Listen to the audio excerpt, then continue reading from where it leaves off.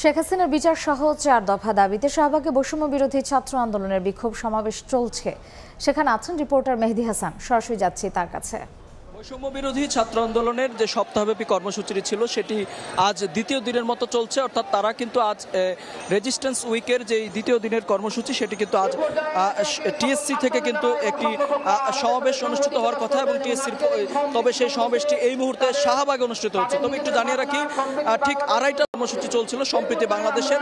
সেখানে কিন্তু তারা আসলে এতদিন আসলে যাদের উপর হামলা হয়েছে, বিশেষ করে ভিন্ন ধর্মের যারা রয়েছেন তাদের উপর হামলা হয়েছে, তারই কিন্তু নিন্দা জানিয়ে কিন্তু এই সমাবেশটি ডাকা হয়েছিল। সেই সাথে আমরা দেখতে পেয়েছি যে বৈষম্য বিরোধী ছাত্র আন্দোলনের নেতাকর্মী যারা রয়েছে তারাও কিন্তু এই মুহূর্তে আমরা দেখছি যে সেই সমাবেশে অংশ নিয়েছে এবং তাদের সমাবেশটি কিন্তু এই শাহবাগ থেকেই কিন্তু আসলে শুরু হবে এমনটাই কিন্তু আমাদের জানিয়েছে। এবং একটু জানিয়ে রাখি, এই সমাবেশে কিন্তু মূল লক্ষ্য যেটি তারা বলছেন যে শেখ হাসিনা অর্থাৎ সাবেক যে প্রধানমন্ত্রী শেখ হাসিনার পদত্যাগ হয়েছে, এরই মধ্যে তার বিচারের দাবি জানাচ্ছেন এবং তিনি সহ এই সাবেক সরকারের যে যত নেতাকর্মী রয়েছেন যারা আর কি আসলে মদত দিয়েছেন তাদের আন্দোলন দমনের জন্য, তাদের আসলে বিচার দাবি করছেন। এবং এর পাশাপাশি বিশেষ করে একটু জানিয়ে রাখি, আগামীকাল কিন্তু 15ই আগস্ট অর্থাৎ আওয়ামী লীগ সরকার যখন ক্ষমতায় ছিল তখন কিন্তু সেই দিনটিকে শোক দিবস হিসেবে পালন করা হতো। তবে সেই শোক দিবস উপলক্ষে বক্তারা আসলে এখান থেকে যেটি দাবি করছেন যে সেই শোক দিবস উপলক্ষে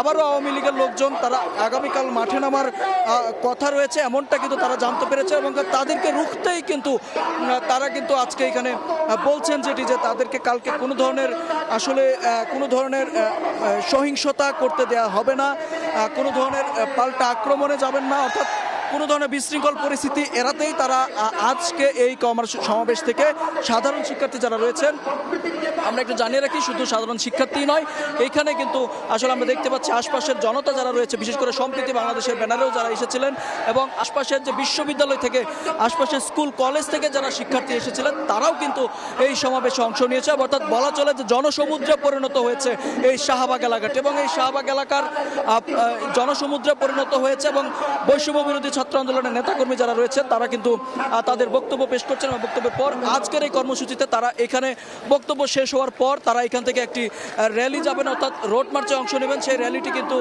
রাপা প্লাজায় নিয়ে যাওয়া হবে। রাপা প্লাজায় গিয়ে কিন্তু অর্থাৎ যারা এই আন্দোলনে শহীদ হয়েছেন এবং বিশেষ করে আজও কিন্তু একজন শিক্ষার্থী নিহত হয়েছেন সেই দাবিটি করছেন তারা, তাদের স্মরণে কিন্তু 1 মিনিট নীরবতা পালন করবেন এবং বিশেষ করে তাদের গায়েবানা জানাজাও কিন্তু অনুষ্ঠিত হবে আজকে যিনি নিহত হয়েছেন। এই বিষয়টাই কিন্তু তারা এখান থেকে নিশ্চিত করেছে। অর্থাৎ কিছুক্ষণের মধ্যেই তারা এখান থেকে একটি র্যালি নিয়ে রাপা প্লাজার উদ্দেশ্যে রওনা দিবেন। তো এই ছিল শাহবাগ থেকে আমার কাছে থাকা সবশেষ তথ্য। বৈষম্য বিরোধী ছাত্র আন্দোলনের বিক্ষোভ সমাবেশের সবশেষ খবর জানতে সরাসরি ছিলাম শাহবাগের ঢাকা বিশ্ববিদ্যালয় এলাকায়।